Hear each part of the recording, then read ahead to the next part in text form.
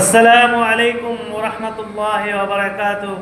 আজকে আমরা গুরুত্বপূর্ণ একটি মাসালা জানব, সেটি হচ্ছে তাকবীরে তাশরিক বলার নিয়ম। তাকবীরে তাশরিক হচ্ছে আল্লাহু আকবার আল্লাহু আকবার, লা ইলাহা ইল্লাল্লাহ আল্লাহু আকবার ওয়ালিল্লাহিল হামদ।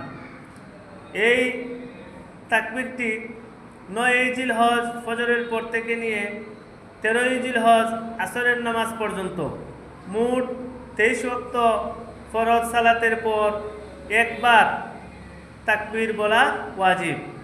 নারী পুরুষ, ইমাম মুক্তাদি, মাসবুক, মুসাফির, মুকিম সবার উপরেই একবার তাকবীরে তাশরিক বলা ওয়াজিব। এই তাকবীরটি শুধুমাত্র ফরজ সালাতের পর পড়তে হয়, নফল বিতির অন্যান্য নামাজের পরে এগুলা পড়ার বিধান, শুধুমাত্র ফরজ সালাতের পর এই তাকবীরটি পড়া। আমরা বেশি বেশি করে ৬ জুন ফজরের পর থেকে নিয়ে ১০ জুন আসরের নামাজ পর্যন্ত এই তাকবীরটি একবার আমরা সবাই পাঠ করব। তাছাড়া নামাজ ছাড়া অন্যান্য সময়ে এই দিনগুলোতে বেশি বেশি এই তাকবীরটি আমরা পাঠ করব।